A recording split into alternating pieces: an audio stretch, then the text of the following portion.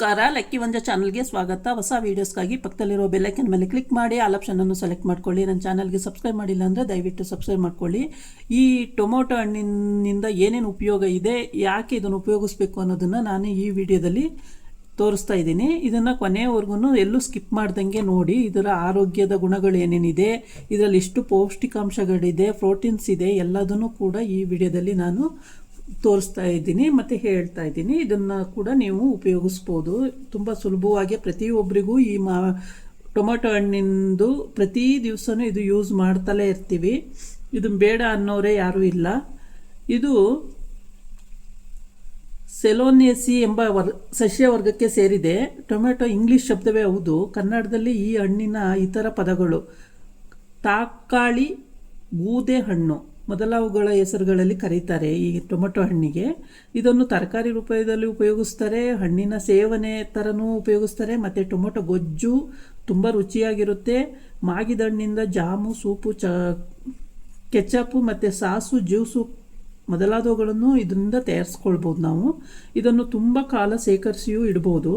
ಇದರ ತವರೂರು ಬಂದುಬಿಟ್ಟು ಮೆಕ್ಸಿಕೋ. ಇದರಲ್ಲಿ ಶಕ್ತಿದಾಯಕ ಲವಣಾಂಶಗಳು ಅಧಿಕ ಪ್ರಮಾಣದಲ್ಲಿವೆ. ಅದರಿಂದ ಇದರ ಸೇವನೆ ದೇಹಾರೋಗ್ಯಕ್ಕೆ ತುಂಬ ಉತ್ತಮ. 100 ಗ್ರಾಮ್ನಷ್ಟು ಹಣ್ಣನ್ನು ವೈಜ್ಞಾನಿಕ ಸಂಶೋಧನೆಗೆ ಒಳಪಡಿಸಿದಾಗ ಕಂಡುಬಂದ ಪೋಷಕಾಂಶಗಳು ಹೀಗಿವೆ. ಸಾರಜನಕ ಅಂದರೆ ಪ್ರೋಟೀನು 0.9 ಗ್ರಾಮ್ ಇದೆ. ಶಂಕರ ಪುಷ್ಟಿ, ಕಾರ್ಬೋಹೈಡ್ರೇಟ್ ಮತ್ತು ರಂಜಕ, ಥಯಾಮೈನು, ನಯಸಿನ್ನು ಎಲ್ಲವೂ ಕೂಡ 20, 6, 4, 3 ಹಿಂಗೆಲ್ಲ ಇದೆ. ಇದನ್ನು ನಾವು ಕೂಡ ಹೆಚ್ಚಿನ ಪ್ರಮಾಣದಲ್ಲಿ ಉಪಯೋಗಿಸ್ಬೇಕು. ಮತ್ತು ಇದರಲ್ಲಿ ಕೊಬ್ಬು, ಕ್ಯಾಲ್ಸಿಯಮ್ಮು, ಎ ಜೀವಸತ್ವ, ಸಿ ಜೀವಸತ್ವ ಎಲ್ಲವೂ ಕೂಡ ಇದೆ. ಅಧಿಕ ಮೊಟ್ಟೆಗಳು, ಅಧಿಕ ಪ್ರಮಾಣದ ಹಾಲಿನ ಸೇವನೆಯಿಂದ ದೊರೆಯಬಹುದಾದ ಪೌಷ್ಟಿಕಾಂಶಗಳಷ್ಟೇ ಪ್ರಮಾಣದಲ್ಲಿ 3-4 ಮಾಗಿದ ಟೊಮೆಟೊ ಹಣ್ಣಿನಿಂದ ದೊರೆಯುವುದು. ಅದರಲ್ಲೂ ಎ ಜೀವಸತ್ವ ಪ್ರಮಾಣ ಟೊಮೆಟೊ ಹಣ್ಣಿನಲ್ಲಿ ವಿಫಲ ಅಂದರೆ ತುಂಬಾ ಜಾಸ್ತಿ ಇದೆ. ಔಷಧಿಯ ಪ್ರಭಾವ ಇದರಲ್ಲಿ ಏನೇನಿದೆ ಅಂತಂದರೆ, ಒಂದನೇದಾಗಿ ಹೆಚ್ಚು ಪ್ರಮಾಣದಲ್ಲಿ ಕ್ಯಾಲ್ಸಿಯಂ ಇರುವುದರಿಂದ ಹಲ್ಲುಗಳು ಹಾಗೂ ದೇಹದ ಮೂಳೆಗಳು ಗಟ್ಟಿಯಾಗಿರಲು ಇದರ ಸೇವನೆಯಿಂದ ಸಹಾಯ ಆಗ್ತದಂತೆ. ಆಮೇಲೆ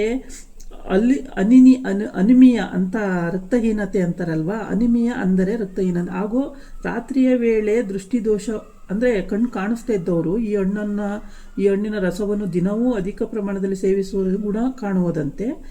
ಆಮೇಲೆ ದೇಹದ ಮೇಲೆ ಕಾಣುವ ಗಡ್ಡೆಗಳು ಹಾಗೂ ಕುರುಗಳ ಮೇಲೆ ಬೇಯಿಸಿದ ಈ ಹಣ್ಣಿನ ಬಿಸಿ ಹಣ್ಣಿನ ಪೋಸ್ಟಸ್ ಕಟ್ಟುವುದರಿಂದ, ಶಾಖ ಕೊಡುವುದರಿಂದ ಗಡ್ಡೆಗಳು ಬೇಗ ಕರಗುವವು, ಕುರುಗಳು ಬೇಗ ಒಡೆಯುವವು. ಅಂದರೆ ತುಂಬ ಜನಕ್ಕೆ ಇದು ಪ್ರಾಬ್ಲಮ್ ಇರುತ್ತೆ. ಕನಿಷ್ಠ ಪ್ರಮಾಣದಲ್ಲಿ ಮಿಶ್ರ ಮಾಡಿದ ಟೊಮೆಟೊ ಹೋಳುಗಳನ್ನು ದಿನವೂ ವಿಫಲವಾಗಿ ಬಳಸುವುದರಿಂದ ರಕ್ತ ಶುದ್ಧಿ ಆಗುವುದಲ್ಲದೆ ಮುಖ ಕಾಂತಿ ಕಂಗೊಳಿಸುವುದು. ಇದನ್ನು ನಾವು ಕೂಡ ಪ್ರತಿಯೊಬ್ಬರೂ ಯಾವಾಗಲೂ ಉಪಯೋಗಿಸ್ತಾನೆ ಇರಬೇಕು. ಯಾವಾಗಲೂ ಉಪಯೋಗಿಸೋದ್ರಿಂದ ತುಂಬಾ ಅನುಕೂಲ ಇದೆ.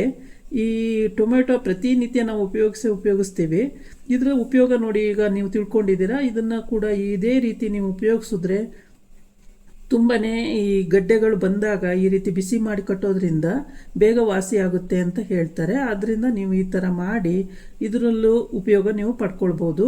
ಇದಾಗಿತ್ತು ಇವತ್ತಿನ ವಿಡಿಯೋ. ನಾಳೆ ಇನ್ನೊಂದು ವಿಡಿಯೋ ಜೊತೆ ಬರ್ತೀನಿ. ನಮಸ್ಕಾರ.